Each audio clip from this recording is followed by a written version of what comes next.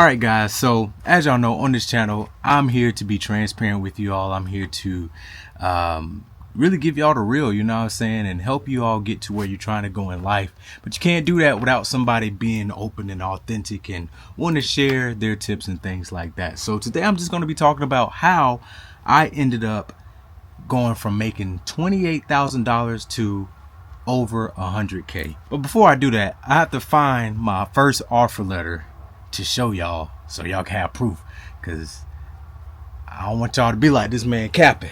So let's find it.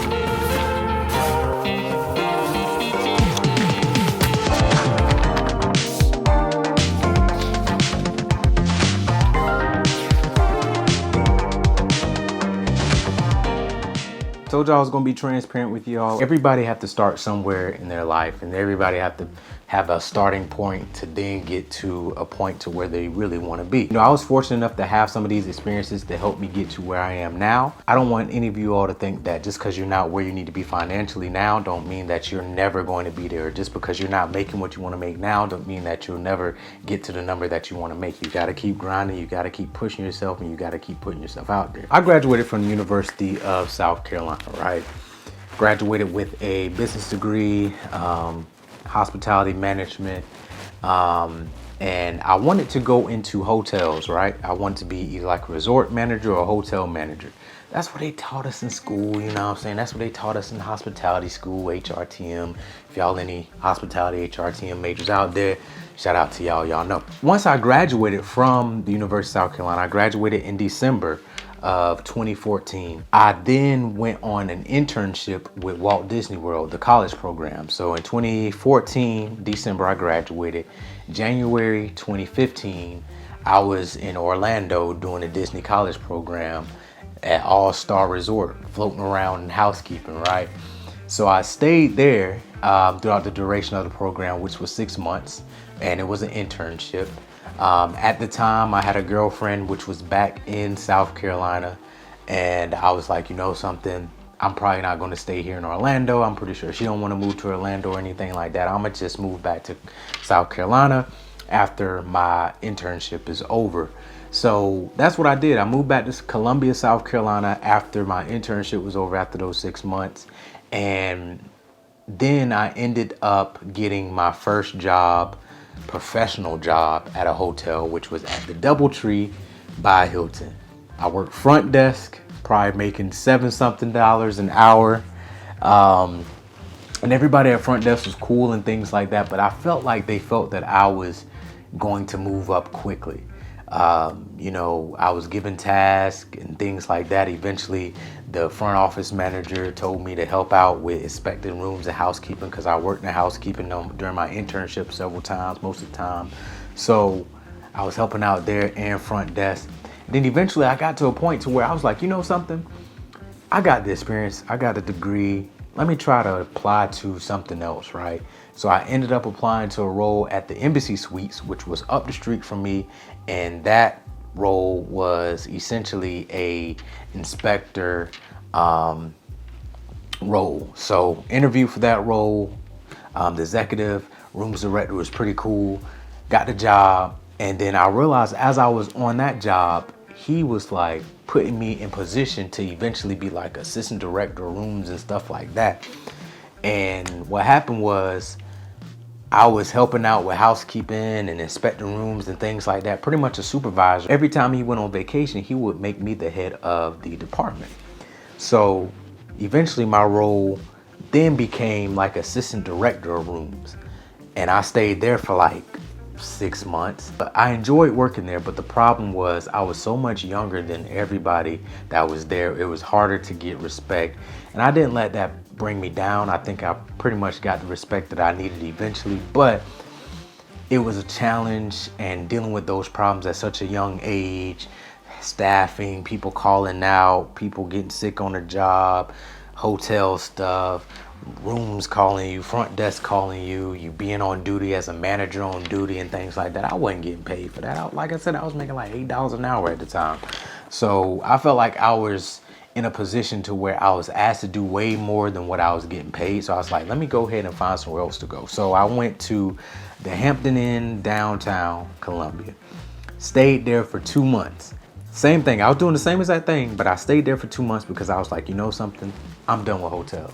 I'm done with hotels. I want to go do something else. So I was like, maybe I just need to get my master's in higher education because, you know, I was on campus. I was involved in things like that. It's an easy matriculation into just getting a job there. So I was like, but let me work at the university first because that's going to give me the opportunity to already be in the atmosphere, already be in the environment, and then I can get my master's in higher education while I'm there. So I started applying to a bunch of jobs at the university, and I remember my old advisor posted a role with admissions, and then Colin Crick, if you're watching Colin Crick.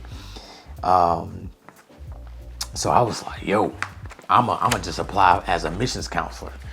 That's going to be better. It's going to be salary. I'm not going to be hourly. You know, it's good. Boom, boom, boom. Applied, interviewed, went through a whole series of interviews at the University of South Carolina. You know what I'm saying? I went to University of South Carolina, so I kind of knew what it would be like. But those interviews was like I was never a student there or anything. Like they took me on tours.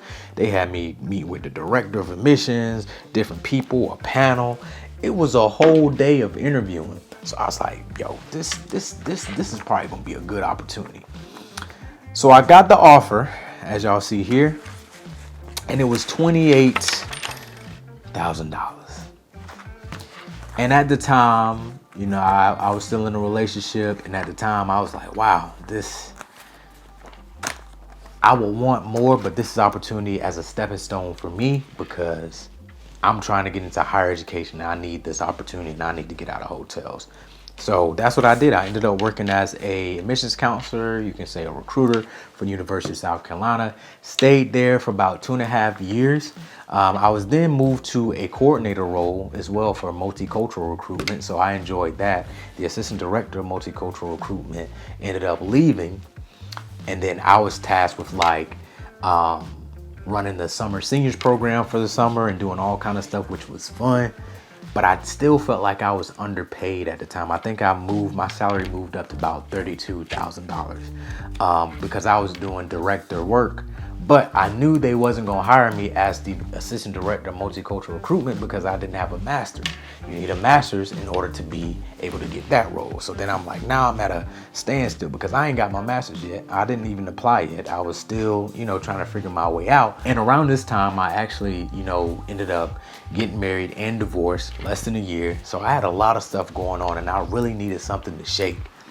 And what happened was I ended up just applying to jobs everywhere.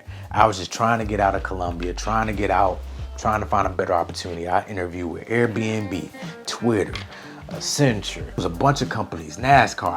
I don't know what was going on during this time, but the hiring was crazy. I was interviewing every single day while on my lunch break with companies. Ended up landing on a contract role with Deloitte. If y'all don't know about Deloitte, it's a consulting firm. So ended up getting a contract role with Deloitte as a recruiting coordinator. Not quite a recruiter, but a coordinator. They really help recruiting out a lot by setting up interviews and doing all the back end stuff so recruiters can actually go out and recruit, talk to candidates, give offers and things like that, meet with the business clients. Like that's what recruiters do, but the coordinators really help with the scheduling and in-office visits and stuff like that. I didn't know much about it, but shout out to my boy, Mike, my cousin. He told me about the opportunity at Deloitte. I didn't know much about corporate recruitment, but he was like, hey, I think you might be a fit for this. And lo and behold, I guess I was. And that's how I ended up in Atlanta. Originally, they were supposed to have me in Charlotte, but they ended up hiring internally for that Charlotte role and then ended up telling me like, hey, you got the job if you can move to Atlanta. So I ended up moving to Atlanta. Stayed with my cousin Marlo. Shout out to Marlo. Stayed with him for like 6 months on an air mattress in his guest room. And, at Deloitte, I think I was hourly there. I think it probably came up to about $40,000, $45,000 at Deloitte. So I made a jump. But it was a contract role and I knew it would end soon. So at the time, I felt like I was in a place of trying to figure out what's next. Am I going to get converted to full-time? Do I need to be looking at other opportunities?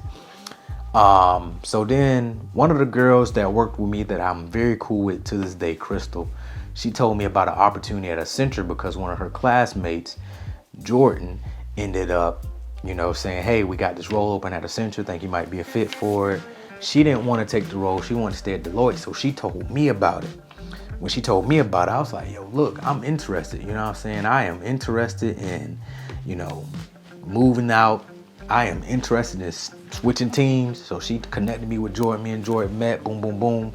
And then I ended up interviewing at Accenture, ended up getting a role at Accenture as a campus recruiter for the AUC. AUC is Morehouse Spelman College, Clark, Atlanta. I was the primary on-campus recruiter there for Accenture for consulting and technology consulting. So I was on campus all the time there, boom, boom, boom. That salary bumped me from about 40 something to about 68 right there. So now I'm at a point where, okay, I can move out my cousin's house, get my own apartment. I got a little bit of bread stacked up. They gave me a little bit of a little sign on, you know what I'm saying? So I was able to get out my cousin's house, and move into my own apartment. And then boom, now I'm in Atlanta thriving, or starting to thrive. I'll say not thriving, starting to thrive. So I stayed at Accenture for about 2.5 years. And I wasn't looking to leave at the time, but I did feel like I had to eventually leave because I was getting to a place where I was I'm gonna make a video about this, but in corporate America, especially as a black man, you get to a point to where you know that you're going to be in this role for a little minute, and there's not going to be growth based on how people treat you, based on your managers and different things like that. And I'm gonna make a video about, I'm gonna make a whole separate video about that. So stay tuned for that. But yeah, I was like, I gotta go, but I was still comfortable at this time. I wasn't actively looking, but I knew I would be looking soon. Soon as I said that, I get a message on LinkedIn from a recruiter from Google about a contract recruiter role. I said, Google want a contract recruiter? Shoot, let me see what it is. Let me see what's up. So I went through the interview process for that. And then while I was going through the interview process for that, I got hit up by another recruiter from Google about a full-time recruiting role as well. So then I'm like, oh, I got 2 opportunities to potentially be at Google. I'm gonna take that too. So I interviewed there. And next thing you know, I told the recruiter that recruited me for the contract role, I'm like, look, I'm gonna just move forward with this. Even if I don't get it, I think it's a good opportunity if I continue throughout the interview process for this role. Boom, ended up getting it. And that's what made my salary go from like $68,000 to a little over $100,000. $100,000. I got me a nice little sign on, got me a nice little salary, and then that's what really helped me be able to get to where I am now. And at this time, I was still making YouTube videos, right? And I was still getting a couple of brand deals, and I was still getting a couple of opportunities and stuff like that. So, I was still finding my groove. Continue to strive for what you want. Never just settle and never just accept your fate for what you think it is. Never feel like you're stuck. Never feel like you're going to be in that role forever. Pray about it, seek after different opportunities, and keep going. That whole experience kind of humbled me because I'm able to step inside the shoes of others. I've been at the point where I was out of college making $7 an hour. I've been at the point where I had me a degree making $28,000. I literally worked, and each role that I got, it was an increase in salary. So I want you all to think about like your trajectory and your journey and where you're at now. And just think about like, you're not gonna be there forever. Yes, hiring is slow right now, but wait it out, get that experience and really, be able to articulate your experiences and your story on paper and vocally. And I guarantee you those roles will then start to land in your hand. But it takes being confident in yourself, and it takes knowing that there is better for you. And I always felt that there was better for me. And I love working at Google. I enjoy it. But is there better for me? It can be. It could be another better for me. You know what I'm saying? You never know. But at the end of the day, you have to know that your abilities and what you came here to do on this earth is impeccable. You know what I'm saying? Your skills you have, the work you put in, everything that you've been doing now to get to where you are now is all a part of the journey, y'all.